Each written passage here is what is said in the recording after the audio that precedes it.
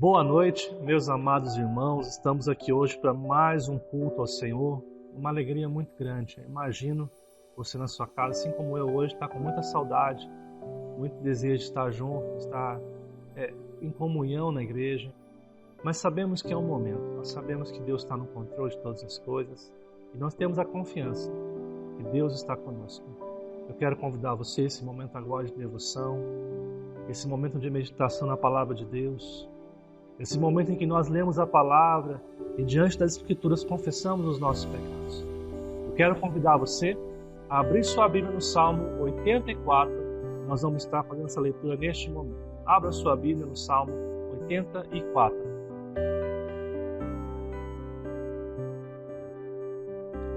Quão amáveis são os teus tabernáculos, Senhor dos exércitos. A minha alma suspira e desfalece pelos atos do Senhor. O meu coração e a minha carne exultam pelo Deus vivo. O pardal encontrou casa e a andorinha ninho para si, onde acolhe aos seus filhotes.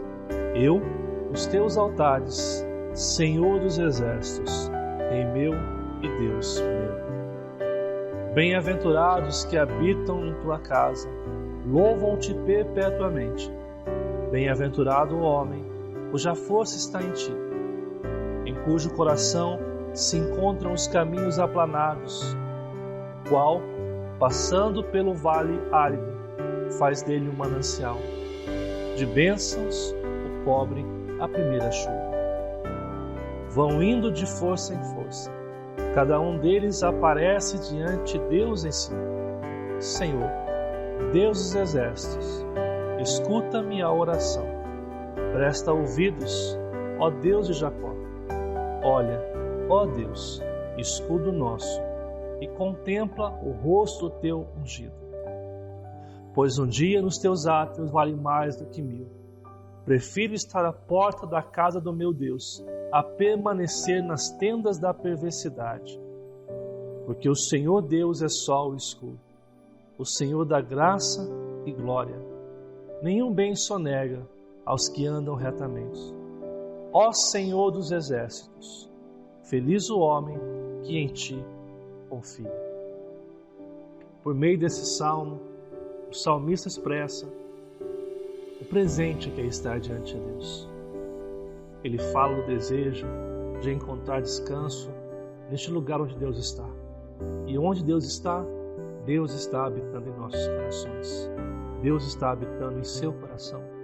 Deus está habitando no coração daqueles que se entregaram a Ele, que reconheceram Ele como Senhor e Salvador das suas vidas.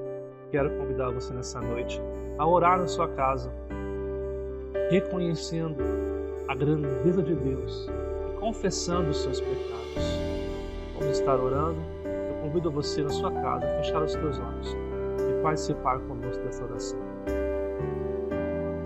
Grandioso Deus, maravilhoso Deus, nós estamos nessa noite juntos para cultuar ao Senhor, para render-lhe todo louvor e adoração. Diante disso, nós queremos primeiramente reconhecer os nossos pecados e pedir perdão pelos nossos pecados. Pedimos que o Senhor nos perdoe, pedimos que o Senhor, Pai, derrame sobre nós o seu perdão. Nós queremos juntos, como família cristã reunida, a adorar ao teu santo e bendito nome. Que o Senhor esteja conosco, falando por meio dos cânticos, por meio da intercessão, por meio da palavra. Que o Senhor nos visite, que o Senhor fale aos nossos corações. Pedimos isto em nome de Jesus. Amém. Que Deus esteja conosco neste momento de culto, para a honra e glória do nome dele.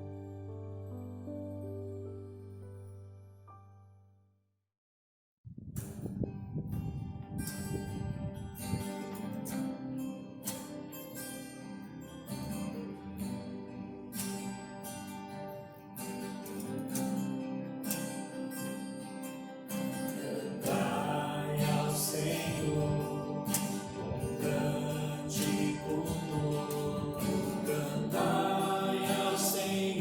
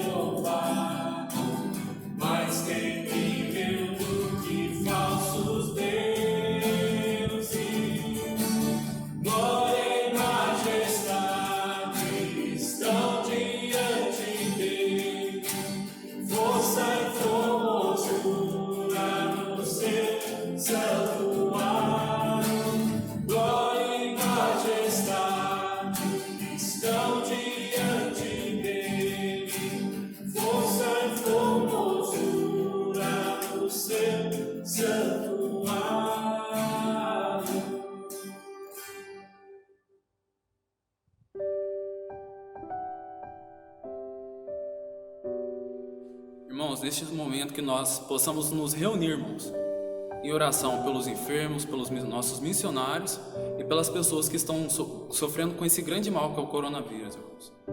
Vamos fechar nossos olhos e entrar na presença do Senhor Jesus. Senhor Deus, Pai, te agradecemos, meu Deus, por mais uma noite, Pai, que possamos estar aqui, Pai, te adorando, meu Deus. Pai, neste momento eu oro pelos enfermos, meu Deus, da igreja, Pai, de todo mundo, meu Deus. Pai, entre em cada lar, em cada quarto do hospital, meu Deus. Pai, restitua, Senhor Jesus, tudo, Pai, que está quebrado, Pai, está doente, meu Deus. Pai, eu também te peço, meu Deus, pelos missionários, tantos que estão aqui no Brasil quanto estão fora, meu Deus. Abençoe cada um deles, meu Deus. Não deixe que o mal chegue na tenda deles, Pai. Senhor Jesus, são essas pessoas, Pai, que o Senhor levantou para proclamar o Teu Evangelho, Pai, longe das suas casas, meu Deus. Pai, conforte, meu Deus. Pai, ainda em oração nós te pedimos, meu Deus, pelas pessoas que estão passando por esse terrível momento do coronavírus, Pai. Tanto por doença, Pai, tanto por momento financeiro, Senhor Jesus. É só o Senhor que é o remédio para tudo isso, Senhor Jesus. Que nós possamos confiar em Ti, meu Deus. Confiar que o Senhor Deus a cura, que o Senhor Deus a multiplicação, Senhor Jesus. É o que te pedimos e agradecemos. Amém.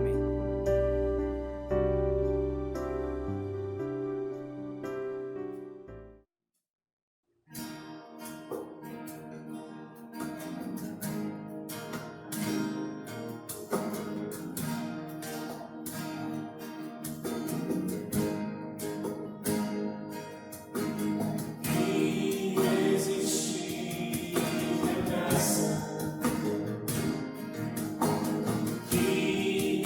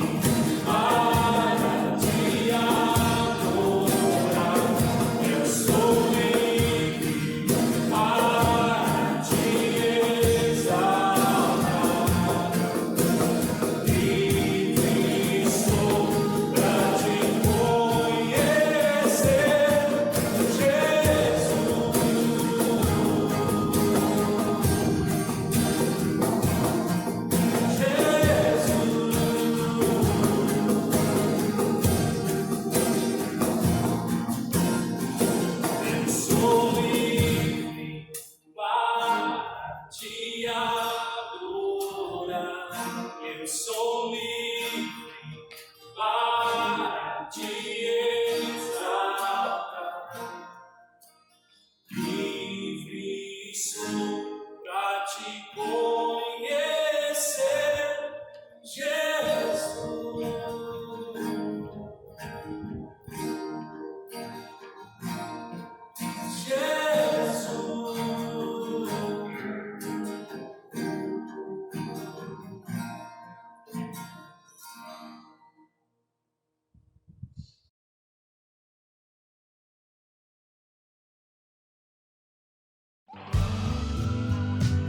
De ontem para hoje foram 67 mortes.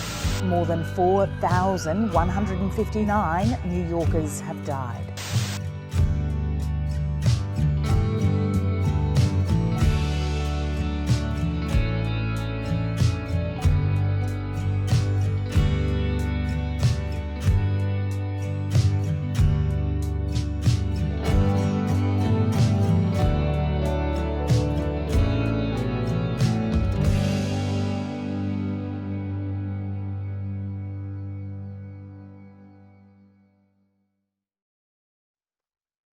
Boa noite, meus queridos irmãos. Estamos aqui mais um domingo a compartilhar a palavra de Deus, crendo que ela é aquilo que nós necessitamos para ter esse momento especial de edificação, de paz e esperança. Nós continuamos falando sobre esta série de mensagens, pandemia, onde Deus está.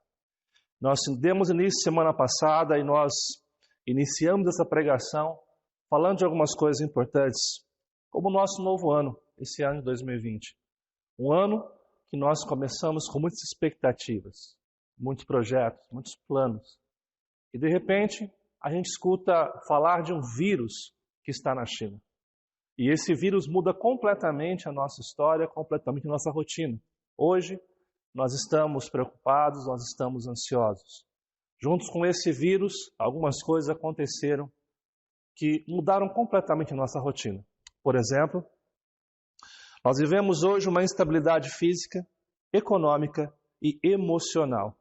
É interessante você perceber que nós estamos em um momento instável na nossa vida. Emocionalmente, nós temos medo, nós não sabemos o que vai acontecer. Economicamente, tudo nos assusta. Alguns já perderam empregos. Quando nós falamos da saúde física, muitos têm medo que esse vírus possa fazer alguma coisa. Uma segunda coisa, nós vivemos um sentimento como insegurança, medo e ansiedade.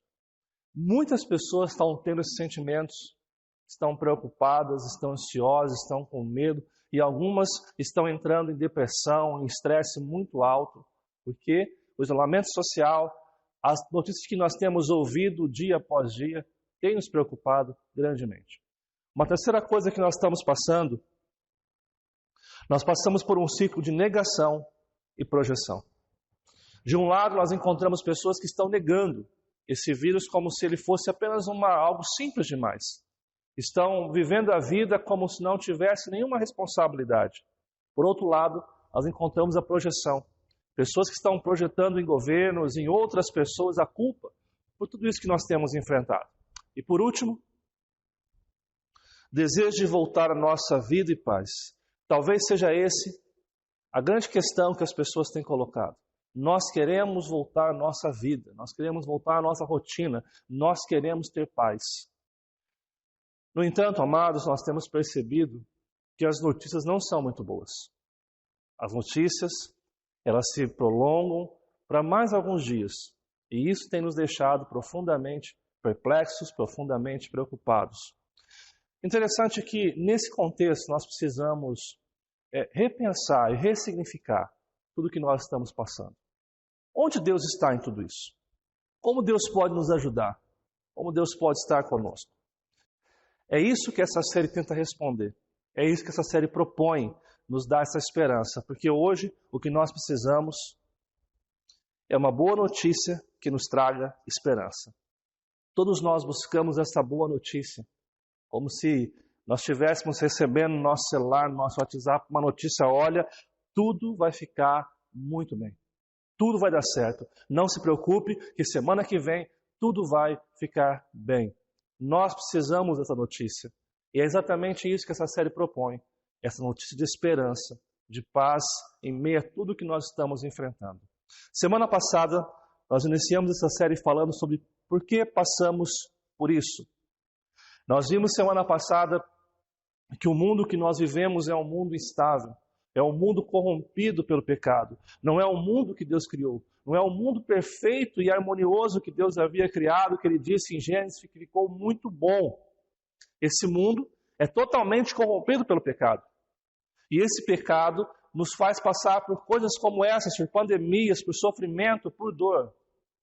Esse mundo não é o mundo que Deus criou. Nós vimos também semana passada, amados, que mesmo diante do caos, mesmo diante do pecado, Deus proveu uma solução, enviando o seu Filho, Jesus Cristo, para morrer em nosso lugar e nos dar hoje esperança e vida. É Ele mesmo que diz em João 14, verso 1, não se turbe o vosso coração. Credes em Deus, credes também em mim. Hoje, nós vamos continuar essa série conversando sobre quem está no controle. E para falar de quem está no controle, eu quero convidar você a abrir sua Bíblia no livro do profeta Isaías, capítulo 40. Nós vamos estudar hoje Isaías 40, mas antes que a gente estude Isaías 40, é importante que a gente pense um pouquinho no contexto desse texto. O que está acontecendo por trás desse texto, quais são as implicações históricas desse texto especificamente que nós vamos estar lendo hoje. Quando nós lemos o profeta Isaías, amados, nós encontramos o profeta Isaías dividido em duas partes. Uma mensagem de juízo e uma mensagem de renovo. De um lado, o profeta Isaías, ele trabalha o juízo de Deus sobre a nação. De um outro lado, ele trabalha esse renovo, essa restauração. Você encontra a mensagem de juízo dos capítulos 1 ao capítulo 39 e a mensagem de renovo dos capítulos 40 a 66. Então, esse capítulo que nós vamos estudar hoje, capítulo 40, ele faz parte de uma transição do texto de Isaías, em que ele vai apontar para a esperança, em que ele vai apontar para o renovo. Até o capítulo 39, o profeta havia falado do juízo de Deus, das implicações e consequências do pecado. Mas agora, Deus irá falar a respeito da restauração. É a mensagem de esperança, é o WhatsApp que traz a notícia de esperança para aquele povo, naquele momento. E eu tenho certeza que essa mensagem também nos trará esperança. Você precisa um pouquinho mais desse contexto, lembrando um pouquinho da história do povo de Deus. Nós encontramos o reino de Israel, que foi governado por reis até o rei Salomão. Após a morte do rei Salomão, esse reino de Israel vai se dividir em dois reinos, o reino norte e o reino sul. Você tem no reino norte o nome de reino de Israel, que continua com o mesmo nome que havia, mas o reino sul será chamado de reino de Judá. Esses dois reinos, eles caminham por situações diferentes, mas algumas coisas são muito similares, são muito parecidas no comportamento deles. Entre eles, eu quero destacar algumas coisas. Primeiro, eles deixam a Deus. Gradativamente, tanto o reino norte como o reino sul, Israel e Judá, eles deixam a Deus. Eles começam a se corromper, aderindo à idolatria, aderindo a práticas que desagradavam a Deus. Eles vão se esquecendo do Deus que havia libertado eles do Egito. Eles vão se esquecendo do Deus que tem cuidado da sua nação e se rendido a outros deuses. Eles começam, então, e se tornam idólatras. Eles começam a buscar outros deuses para suprir a sua carência. Por exemplo, se eles acham que o dinheiro é capaz de trazer felicidade, eles se prostram a Mamon. Eles querem ter colheitas melhores, eles querem ter frutos melhores, eles se prostram a Baal. Ou seja, gradativamente as nações que serviriam a Deus se rendem aos ídolos daquele momento. E consequência disso, eles se tornam uma nação onde eles praticam a injustiça. É interessante que em todo lugar onde a idolatria reina, a injustiça também reina. A desonestidade também reina. E esses povos, o povo de Deus, tanto o povo norte como o povo sul, gradativamente se afastam de Deus, se tornam idólatras e vivem numa nação profundamente injusta. Como consequência disso, eles envergonham a Deus. O povo que deveria ser o povo que refletisse a glória de Deus, que representasse a Deus, que mostrasse quem Deus é, eles vão se perdendo ao longo da história, eles vão se corrompendo ao longo da história e envergonhando o nome de Deus. Como consequência disso, Deus diz basta, basta. E Deus então começa a tratar com o seu povo. Interessante que esse ciclo de maldição, ele começa e termina do mesmo jeito. Pessoas deixam a Deus e pessoas, consequentemente, no final, envergonham a Deus. E no meio disso, eles se tornam idólatras e a idolatria causa injustiça no meio que eles estão. Esse é o cenário que você encontra diante desses dois reinos, o reino de Israel e o reino de Judá. E é nesse cenário que Deus começa a tratar com o seu povo. Deus diz basta, não pode mais ser assim. Então, ao longo da história, você vai encontrar Deus levantando o reino assírio, liderado pelo rei Tiglat-Pileser. E esse reino assírio, ele vai invadir o reino norte. E ele vai dizimar completamente esse reino. Na história, o reino norte vai ser completamente destruído, ele vai desaparecer. Como eles fazem isso? Eles levam pessoas cativas, mas também trazem outras nações para o reino norte. E assim a identidade que eles tinham foi se perdendo ao longo do tempo. Daqui que você encontra os samaritanos. E você lembra que nos relatos de Jesus existe uma questão política, social e religiosa entre os judeus e os samaritanos. Por quê? Porque os samaritanos se tornaram um povo que não era puro sangue. Era um povo poluído por conta do que aconteceu aqui neste momento. No reino sul, Deus vai levantar um outro reino, o famoso reino babilônico. E esse reino vai invadir o reino de Judá. E ele vai levar cativo os líderes, a juventude daquele reino para o reino babilônico. E a grande pergunta que fica quando isso acontece: será o fim do reino de Judá?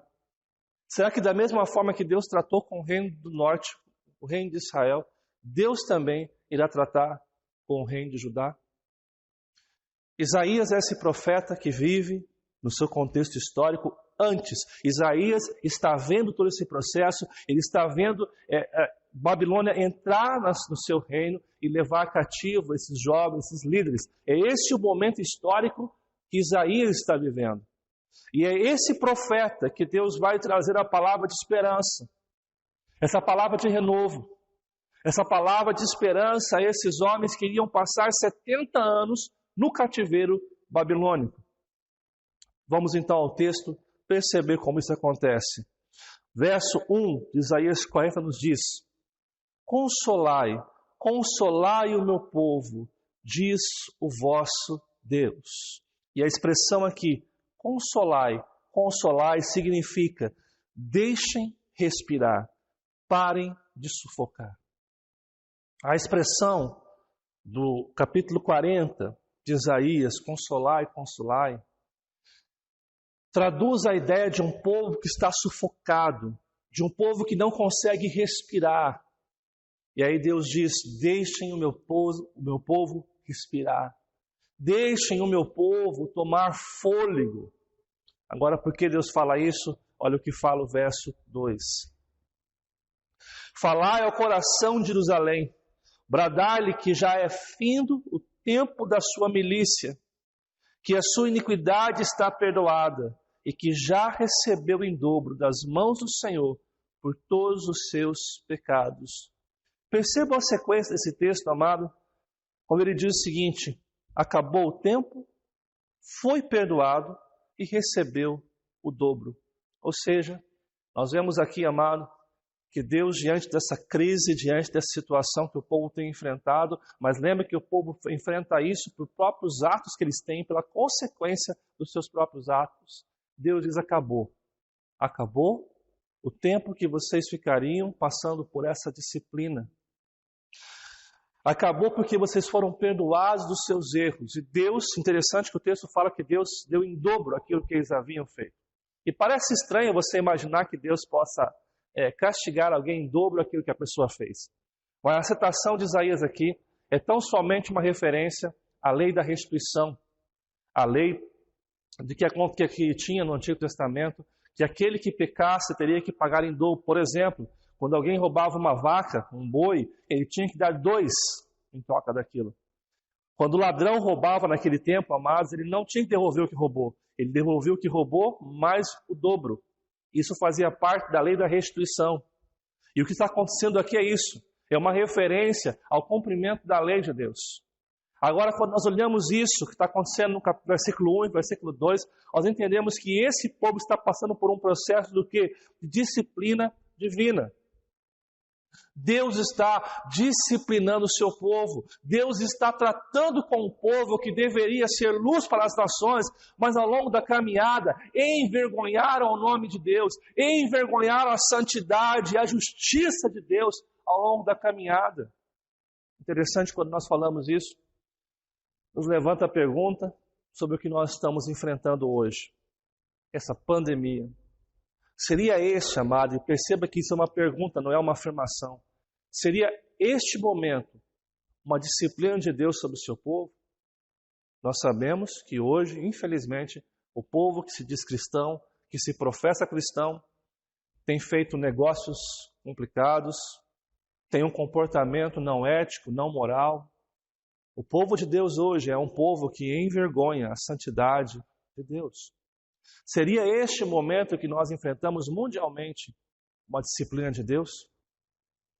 É importante que a gente pense um pouquinho sobre isso. Não afirme que essa é a consequência, porque nós não podemos afirmar que todo sofrimento está ligado a isso. Por isso, rapidamente, já conversei aqui em outras pregações da nossa igreja, mas eu quero lembrar vocês das causas possíveis do sofrimento. Quando nós falamos em sofrimento, amados, nós corremos o risco de sermos simplistas demais. Por exemplo, algumas igrejas têm o hábito de dizer, não, você está passando por isso porque é consequência de pecado. Outras pessoas falam, Deus está castigando você. E elas acham que toda a forma de dor e sofrimento tem a ver com uma consequência direta àquilo que o ser humano fez. Nós precisamos entender que a Bíblia aponta que o sofrimento ele vem de diversas formas, ele vem de diversos meios e não pode ser resumido como um único motivo. Quando nós falamos de sofrimento, nós precisamos lembrar nossa mente o que falamos semana passada. Se você nos assiste hoje e não assistiu a pregação da semana passada, eu quero convidar você a voltar depois dessa pregação e assistir domingo passado. Está disponível nesse mesmo canal para que você possa entender o que nós estamos falando aqui hoje. Interessante que semana passada nós falamos que nós vivemos num mundo disfuncional. A primeira causa do sofrimento é que esse mundo que a gente vive, amados, não é um mundo perfeito. É um mundo corrompido pelo pecado. E é por isso que nós estamos suscetíveis a ter um câncer, a sofrer um acidente, a passar por tragédias, a passar por pandemias, porque esse mundo que nós vivemos é um mundo disfuncional. Um segundo motivo por que nós podemos sofrer é por opções erradas. Nós tomamos caminhos errados. Nós fazemos coisas erradas e, como consequência, sofremos isso. Interessante que, às vezes, a gente vê alguns empresários, pessoas que trabalham em ramos diversos, e eles falam, por que Deus não abençoa o meu trabalho? Eles vão fazer um negócio, de repente aquele negócio é uma furada, é algo errado. E eles falam, Deus, por que você não me ajudou? Aonde você estava, Deus? Deus responde, eu estava lhe dizendo a você por meio da minha palavra que negócios como esse você não deve fazer. A gente faz coisas erradas e sofremos as consequências disso.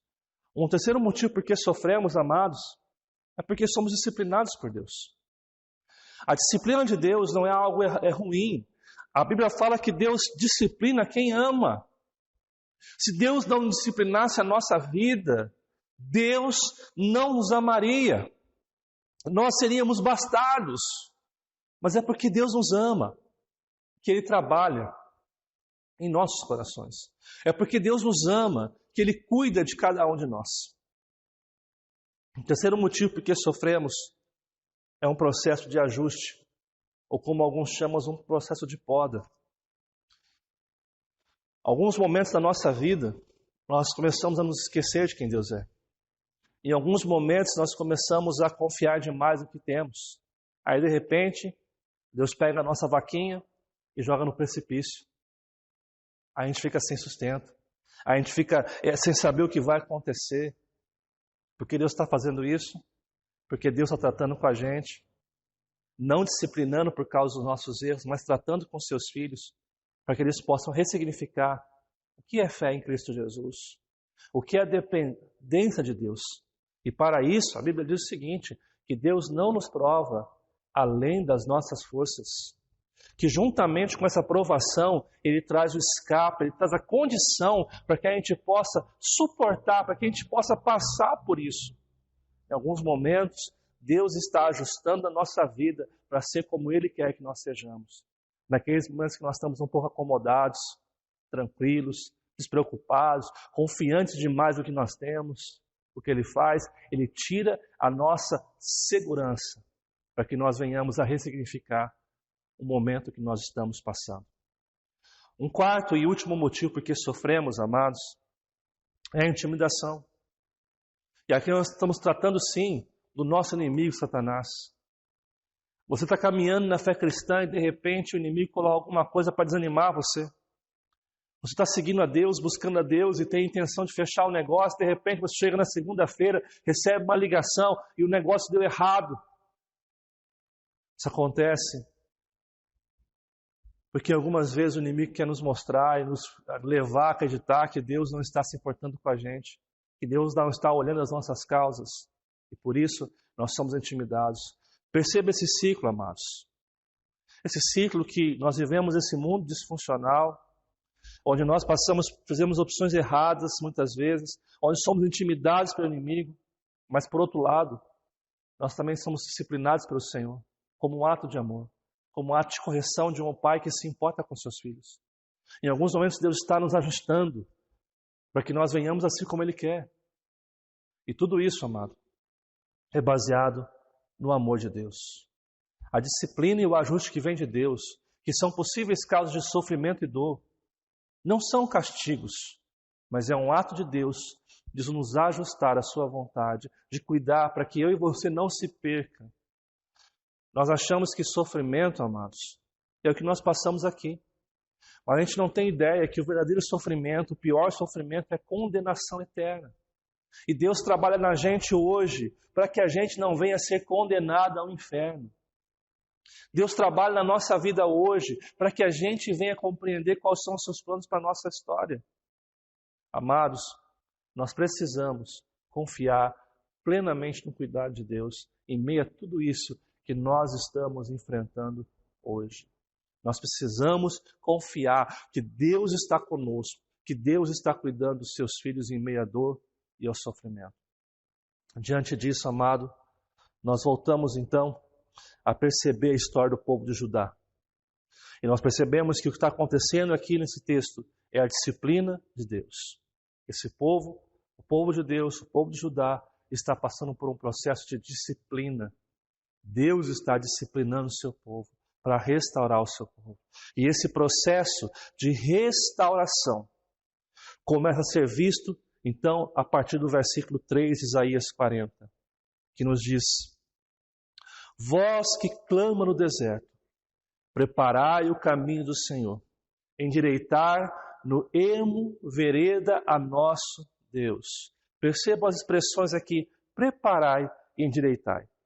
Eu sei que você já ouviu isso quando você lê sobre João Batista, porque ele vai usar essa mesma expressão quando ele está antecedendo o precursor do Senhor Jesus Cristo. Mas é interessante que vamos recapitular aqui, amados. O versículo 1 diz, olha, deixem o meu povo respirar. O verso 2 nos lembra que esse povo estava sufocado, passando por isso, porque eles haviam se afastado de Deus. E Deus estava tratando com o seu povo. Mas o verso 3 começa uma nova fase nesse texto para dizer, olha, preparem o caminho, endireitem os caminhos, porque Deus está vindo. A palavra aqui, essa expressão aqui significa, é tempo de corrigir os erros. É tempo de corrigir os erros que esse povo havia feito. É tempo de ressignificar, é tempo de compreender qual é a vontade de Deus para as nossas vidas. Mas essa correção é algo que Deus faz em nós. Para que você possa entender melhor o que significa esse verso 3, deixa eu te explicar mais ou menos Como era naquela época? Naquela época, mas nós não tínhamos, assim, por exemplo, a Dutra, nós não tínhamos a Fernão Dias, não tínhamos a Ayrton Senna, rodovias assim, lindas de se andar, com pistas boas. Naquela época, não haviam estradas. As estradas eram formadas conforme as pessoas iam caminhando nela. A pessoa passava por ali e ali começava a se formar um trilho. Sabe como você vai na roça, no sítio, numa fazenda, e você tem aqueles trilhos no meio do mato? Eram assim que eram feitas as estradas antigamente. E conforme aquela estrada era mais andada, ela se tornava rota entre aquelas pequenas cidades e os centros, onde se vendia, onde se comercializava todas as coisas. E ao redor dessas estradas se formavam povos. Pessoas começavam a morar ali. E quando eles escutavam uma notícia que o rei havia saído do seu trono e possivelmente passaria por aquela estrada, eles faziam o quê? Eles endireitavam, eles aplanavam, eles cuidavam daquela estrada para que o rei, quando passasse ali, percebesse o cuidado e a dedicação que aquele povo tinha. O que Isaías está falando aqui é exatamente isso. Deus se moveu do seu alto trono e Deus irá passar sobre aquele povo. Por isso a expressão, preparai o caminho do Senhor, endireitar o ermo, vereda ao nosso Deus. Mas é interessante que esse processo de correção dos erros que o povo vai passar agora é uma intervenção soberana, é a ação soberana de Deus. Olha o que fala o verso 4. Todo vale será aterrado e nivelados, todos os montes e outeiros. O que é tortuoso será retificado e os lugares escabrosos aplanados. Percebam, amados, que o que vai acontecer aqui, homens comuns não conseguem fazer. Montanhas não podem ser aplanadas, caminhos tão grandes não podem ser aplanados pela força do homem. Quem irá endireitar o caminho do povo é uma ação de Deus, é uma ação soberana de Deus em restaurar o seu povo. Aquele povo não conseguiria fazer aquilo sozinho. Deus iria intervir na história para mudar a realidade do povo. Deus iria intervir na história do povo de Judá para restaurar, para que o povo de Judá pudesse ser realmente o povo que glorificasse o nome de Deus.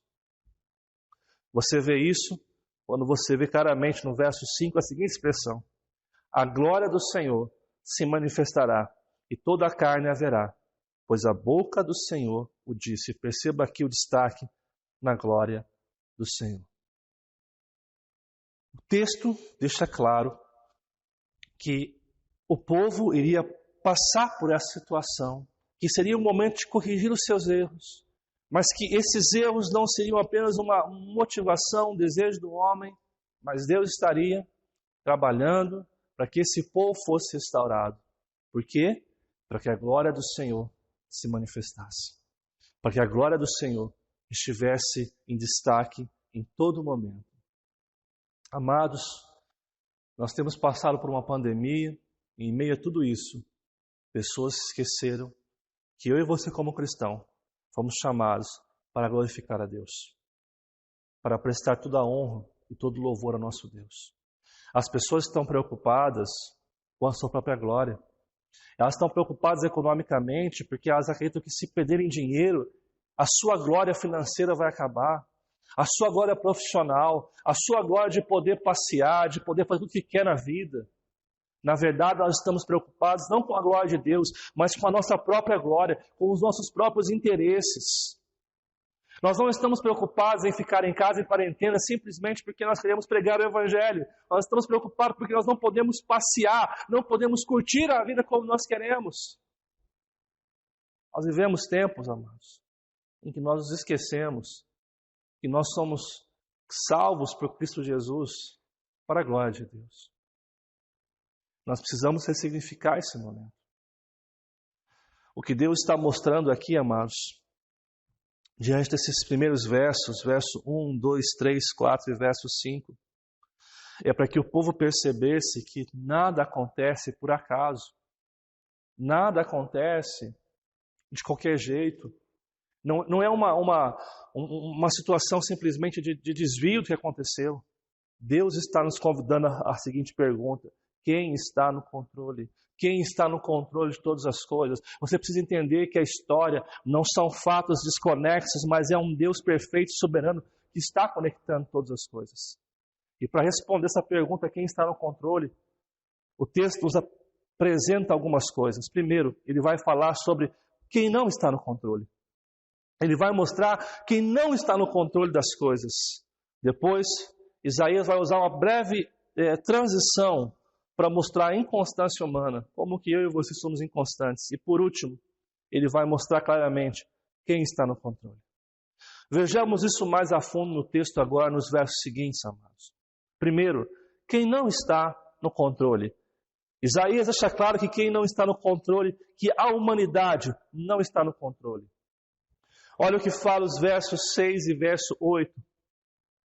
Uma voz diz, clama, e alguém pergunta, que hei de clamar? Toda a carne é erva, e toda a sua glória como a flor da erva. Seca-se a erva, e caem as folhas, soprando nelas o hálito do Senhor. Na verdade, o povo é erva. Seca-se a erva, e cai a sua flor. Mas a palavra do nosso Deus permanece eternamente. Preste atenção no que diz aqui, ó. Começo da frase. Que hei de clamar? O texto está dizendo, amados, que a humanidade, diante de Deus, não sabe o que pedir. Essa humanidade não compreende o momento, não compreende a história. Então Deus responde, preste atenção, toda a carne é erva. E aqui a comparação da humanidade como uma pequena erva. Essa erva é algo frágil, é algo que se desfaz. Com o sopro de Deus, ela se desfaz, ela morre rapidamente. O que Isaías quer mostrar é que a humanidade não está no controle da história. Não são os homens que estão no controle da história, não são as pessoas que controlam o destino. O final do texto nos lembra, a palavra do nosso Deus permanece eternamente. A humanidade vai passar, as pessoas vão morrer, mas o que permanece é a palavra de Deus. Nenhum homem na história tem capacidade de mudar o curso da história. Não é a humanidade que está no controle da situação, amados. Deus está no controle da situação de todas as coisas. Uma segunda coisa que Isaías nos mostra que não está no controle, ele fala das nações. Olha o que fala o verso 12. Quem na concha da sua mão mediu as águas e tomou a medida dos céus a palmos. Ele continua dizendo, quem recolheu a terça parte de uma medida de pó da terra e pesou os montes em romana e os outeiros em balança de precisão. Olha o que fala o verso 13 e verso 14. Quem guiou o Espírito do Senhor? Ou como seu conselheiro o ensinou? Com quem tomou ele conselho para que lhe desse compreensão? Quem o instruiu na vereda do juízo e lhe ensinou sabedoria e lhe mostrou o caminho de entendimento? Verso 15 e verso 16. Eis que as nações são consideradas por ele como um pingo que cai de um balde e como um grão de pó na balança, ou seja, nada. As ilhas são como pó fino que se levanta. Nem todo o Líbano, aqui é uma árvore, basta para queimar, nem os seus animais para um holocausto. Verso 17. Todas as nações são perante ele como coisa que não é nada. Ele as considera menos do que nada, como um vácuo. Isaías é claro em dizer, olha, você está achando que é a China que está cuidando de tudo isso? Você acha que quem tem o controle da nação é os Estados Unidos? As nações não estão controlando a história. As nações não estão controlando o destino da humanidade. A China não está destruindo o mundo com o vírus. Quem tem controle da história é Deus. A Bíblia fala que nações são como nada.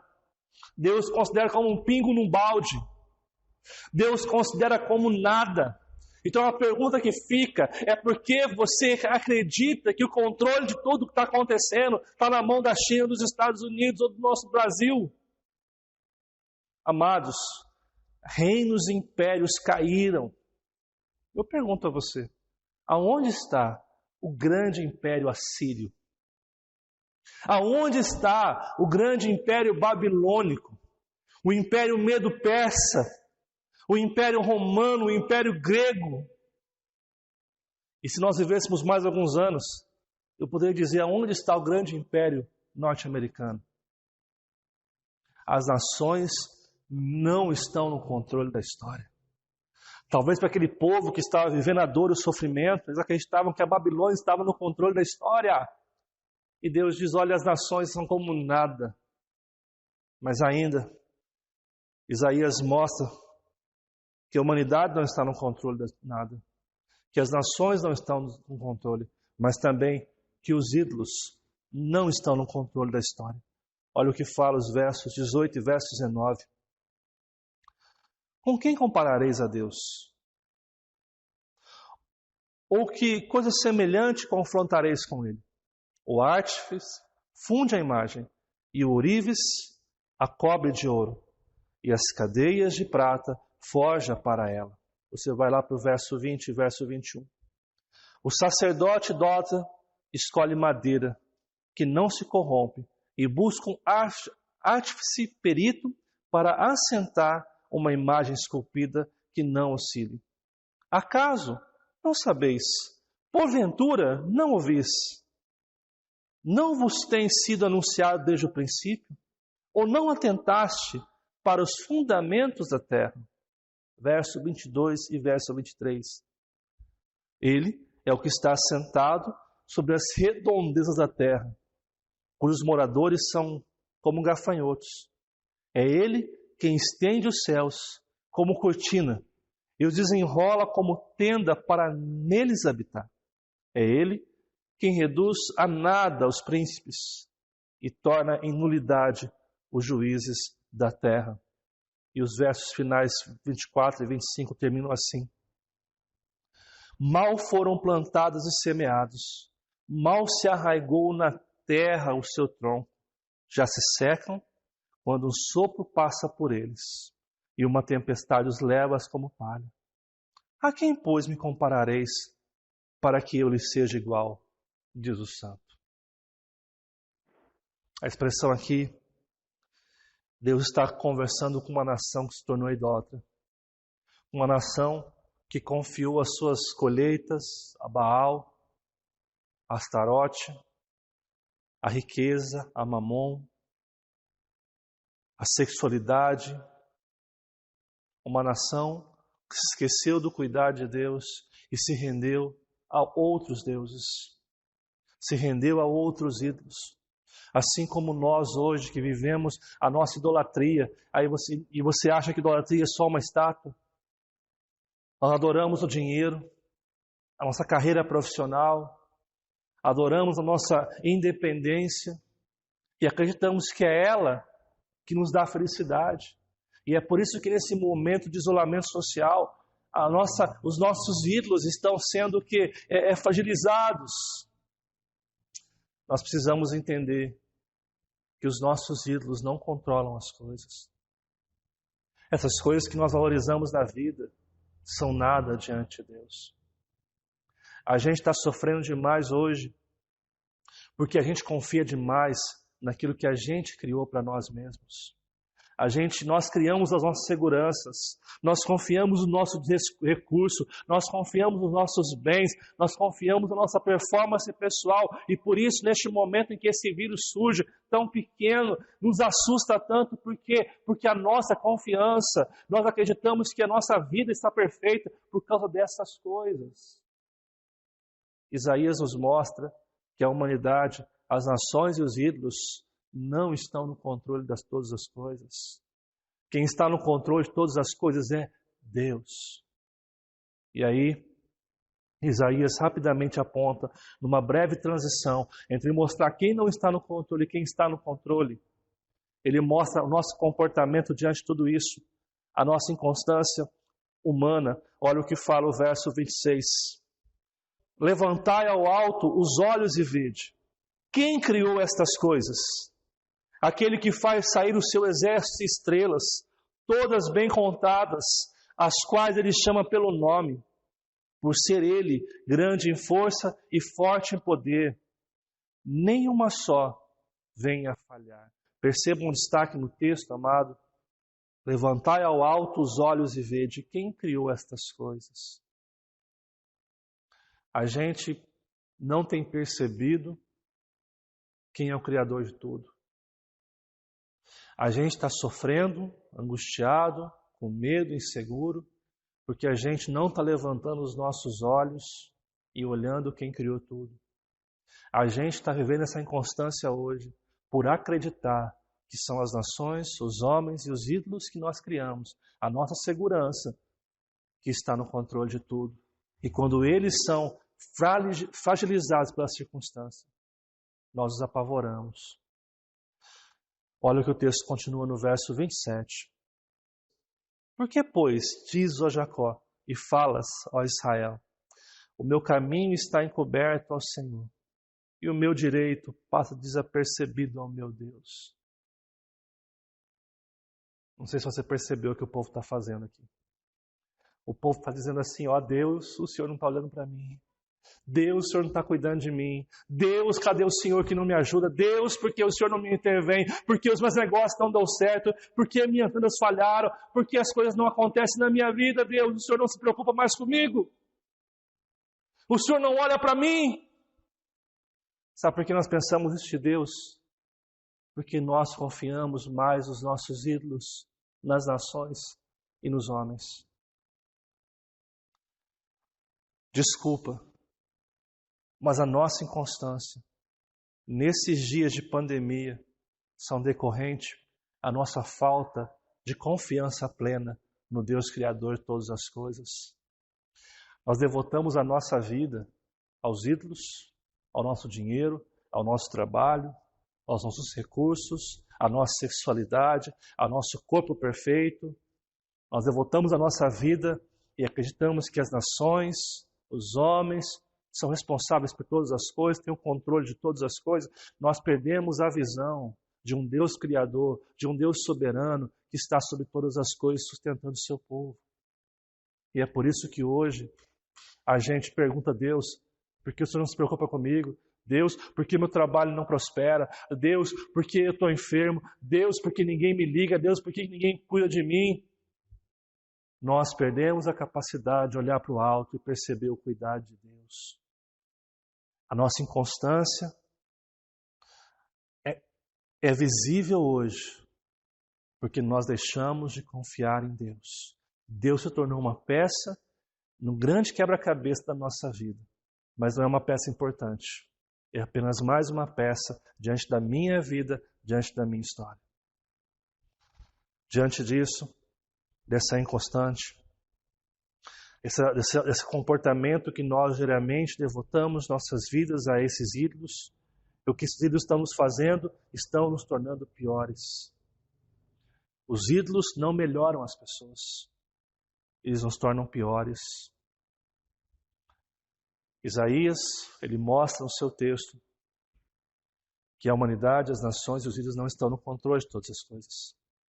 Ele mostra que eu e você, por confiar demais nisso, nos tornamos inconstantes, deixamos de ver quem Deus é e perguntamos, Deus, por que o Senhor não faz? Deus, por que o Senhor não fez? Por que o Senhor não cuida?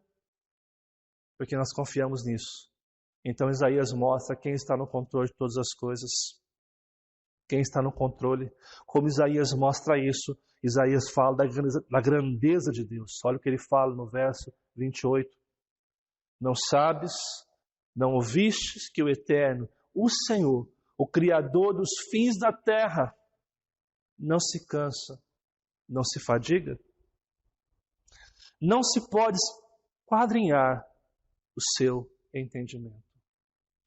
Isaías mostra que o Deus que nós estamos falando aqui, que nós deveríamos honrar, que nós deveríamos glorificar, que nós deveríamos amar, dedicar-se completamente a Ele, é um Deus grande em poder, ninguém pode esquadrinhar o seu pensamento.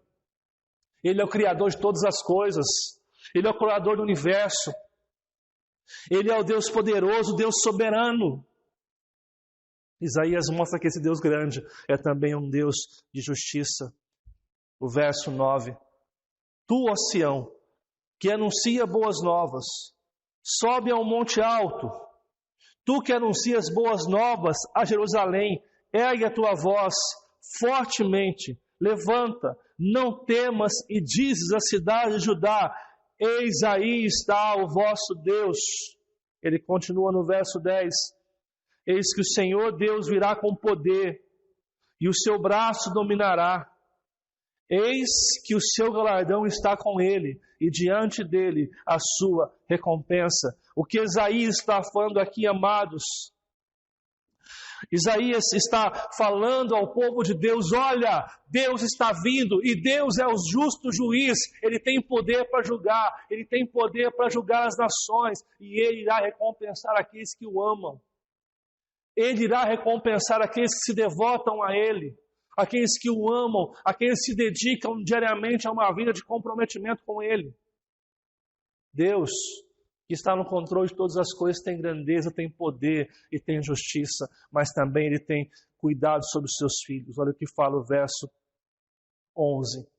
Como pastor, apacentará o seu rebanho. Entre os seus braços recolherá os cordeirinhos e os levará no seio. As que amamentam, Ele guiará mansamente. Amados, eu não sei se você percebeu quão linda essa expressão. Deus é um Deus grande, um Deus justo, de justiça, mas é um Deus que ama a mim, que ama você, que cuida das nossas vidas, que nos protege, que está conosco. Você não está sozinho. Você não está abandonado nessa história.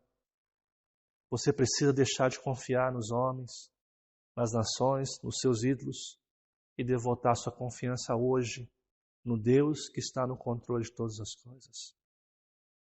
E esse Deus que nos ama, que nos protege, que cuida de mim e de você como se fôssemos ovelhinhas dele, filhinhos dele.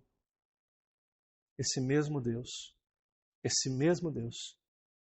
Ele tem a capacidade de transformar nossas vidas e nos capacitar para passar por isso. A capacitação, olha o que fala os versos 29 ao 31.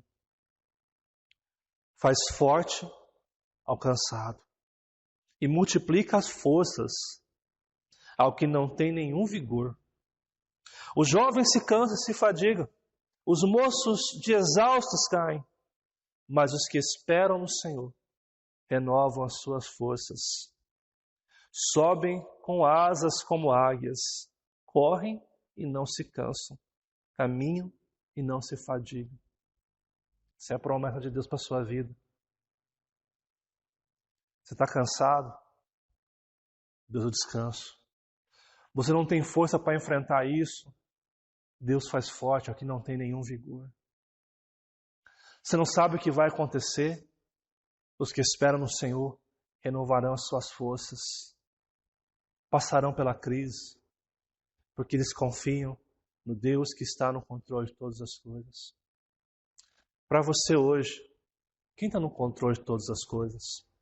E eu diria hoje, talvez seria interessante você perceber a sua inconstância. Essa crise que nós temos vivido, essa pandemia, está te fazendo mais confiante em Deus ou mais desesperado?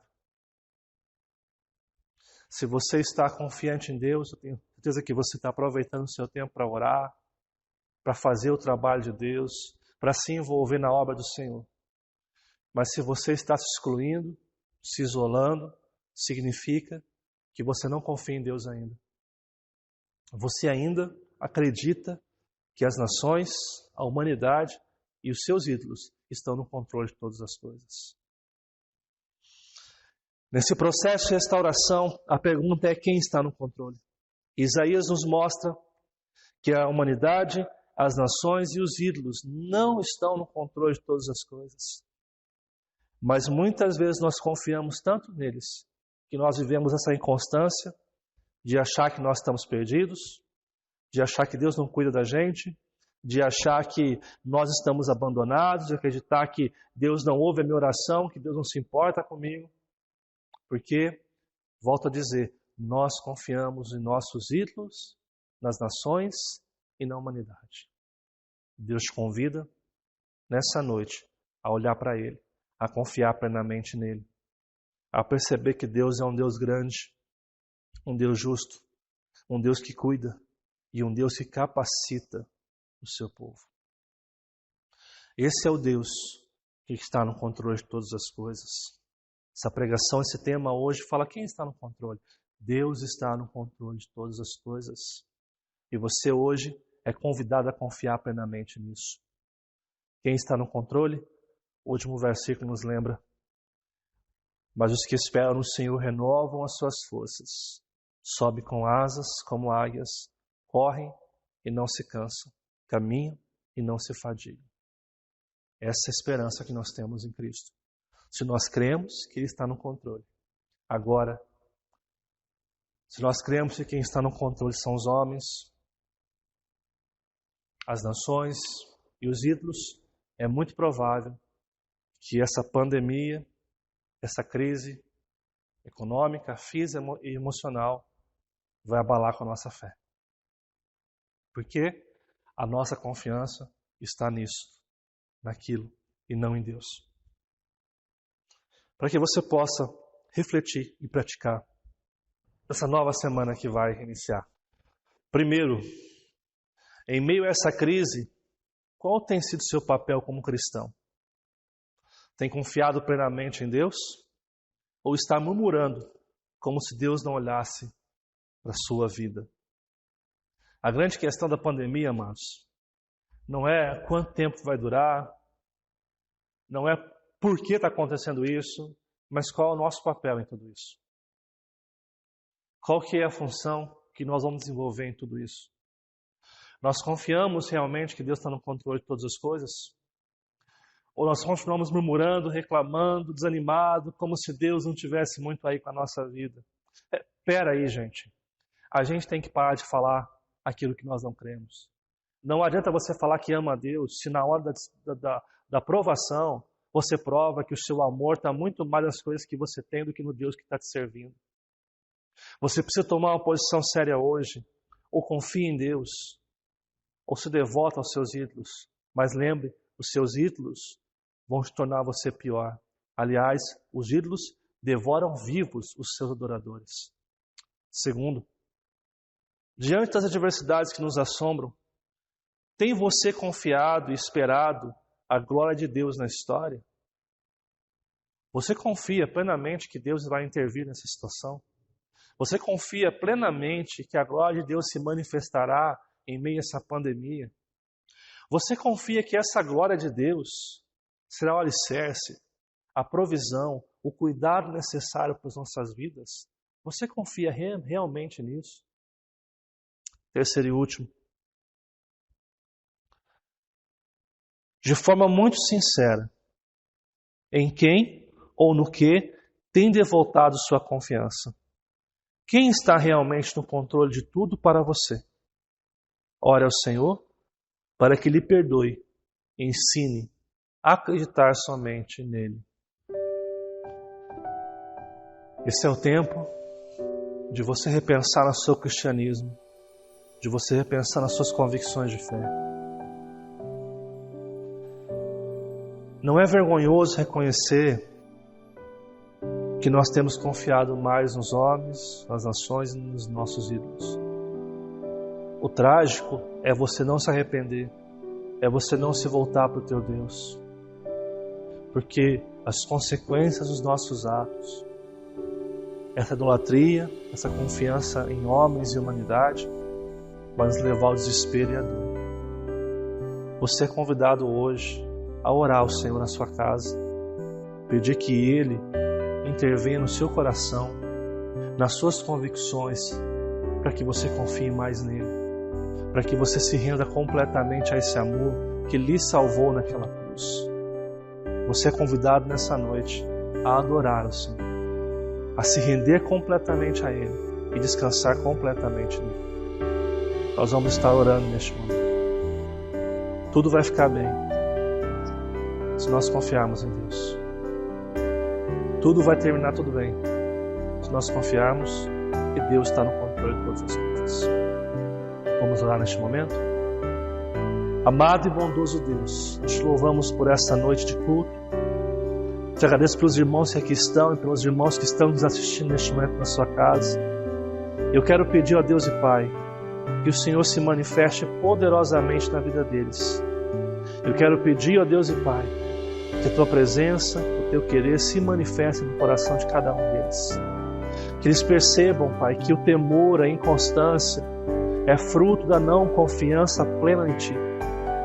E que nessa noite eles possam, Pai, voltar os seus corações a Ti e descansar somente em Ti. Saber que o Senhor está cuidando de tudo, sabendo que o Senhor está provendo tudo que é necessário a cada um deles. Nós pedimos, ó Pai, a Tua bênção. Nós pedimos, ó Pai, que esteja conosco todos os dias. Supra a nossa falta de fé e nos leva à convicção plena do Teu amor, do Teu cuidado, da Tua grandeza e da Tua capacitação em nossas vidas. Nos abençoe nessa noite. É o que eu te peço em nome de Jesus, Pai. Amém, Deus. Amém.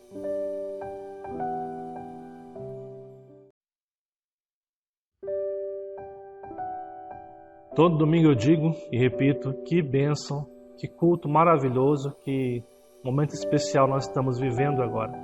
Mesmo longe uns dos outros, em casa, a gente pode desfrutar da palavra, dos cânticos, das orações e saber que Deus está conosco, né?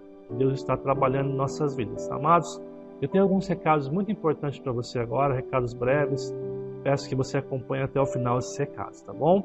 Primeiro, nós temos nosso culto nos lares. Eu quero convidar você a estar participando deles, a estar investindo tempo na sua casa, com a sua família, investindo tempo em adorar a Deus. Nós vamos enviar o estudo via WhatsApp na sua casa na quarta-feira para que você possa estar fazendo o estudo com a sua família. Eu fico feliz porque outros irmãos de outras cidades estão também pedindo esse estudo. Então é um tempo que nós temos para investir. Volto a dizer, não perca tempo na sua vida, na sua casa, nesse momento, fazendo outras coisas.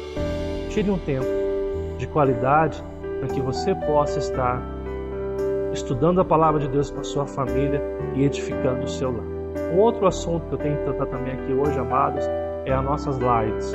Nós estamos fazendo live segunda, quarta e sexta, às 8 horas da noite, às 20 horas, para que você tenha um tempo também de se alimentar com a palavra, com a escritura. Nós estamos buscando pastores de fora para que possam também dar palavras. Tem sido momentos muito especiais. Então fica o convite a você a participar segunda, quarta e sexta, às 8 horas da noite, da nossa live especial, nossa página do Facebook. Um outro recado também muito importante, amados, é a nossa visita pastoral online. Se você quer esse convite do pastor, se você quer receber uma palavra, quer conversar, falar de alguma coisa que você está passando, eu quero convidar você a estar mandando um WhatsApp para esse número aqui e pedindo uma visita online. Eu vou estar entrando ao vivo com você para que nós possamos conversar e orar com você. É uma oportunidade, é uma ferramenta que nós temos, tá bom, amados? E por último, eu quero agradecer a você que tem dizimado e ofertado na casa de Deus. Eu quero lembrar você que nós não estamos barganhando com Deus. Nós compreendemos que todos os recursos vêm de Deus e a Ele nós devolvemos aquilo que Ele nos pede. Que você possa continuar sendo fiel a Deus e confiando no cuidado de Deus. Você pode depositar o seu dízimo na conta que vai estar aparecendo neste momento no vídeo aí, para que você possa estar ofertando e dizimando. Assim que você depositar, eu peço a gentileza e o favor que você envie para o nosso tesoureiro Leuer comprovante do seu depósito. Isso serve para a nossa administração, para a questão mais burocrática da nossa igreja. Eu peço a você que continue nos ajudando em oração, pedindo que Deus possa estar sustentando as nossas vidas e a nossa igreja. Eu quero aqui agradecer aos irmãos que têm nos abençoado também com a parte técnica. Quero lembrar aqui do Aleph e do Eduardo. Muito obrigado pelo trabalho de vocês, que têm feito esse trabalho maravilhoso aqui de filmagem, gravação e edição. Que Deus possa estar abençoando vocês também e honrando o trabalho de vocês também. Creio que Deus está cuidando de todos. Que Deus abençoe sua vida, que está na sua casa. Que Deus possa honrar essa semana na sua vida, no seu trabalho. Aqueles que não estão podendo trabalhar por questões da nossa lei aqui municipal. Confie que Deus está cuidando de tudo. Confie que Deus está com você. Eu quero orar e agradecer a Deus por essa noite de culto que nós tivemos. Mais uma vez, feche os teus olhos na sua casa. Vamos estar orando. Deus, obrigado por este culto que nós passamos aqui hoje. Obrigado pelo trabalho que você tem nos dado. E obrigado porque nós temos hoje recursos para poder transmitir esse culto. Muito obrigado porque o Senhor está cuidando de cada um de nós. E nós pedimos que essa semana que se inicie seja uma semana de bênçãos, Pai. Seja um tempo que a gente possa estar mais perto do Senhor, confiando mais em Ti e devotando a nossa vida em Ti. Eu peço ao Senhor, ao Jesus, que esteja cuidando de cada família, cada lar, cada sustento, que o Senhor possa suprir cada dispensa da nossa igreja, que o Senhor possa estar conosco. Nos abençoe essa nova semana.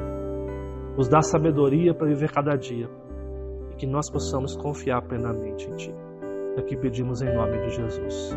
E que a graça do nosso Senhor e Salvador Jesus Cristo, o amor do nosso eterno e bondoso Pai e as doces consolações do Espírito Santo sejam com todos, hoje e para todos sempre.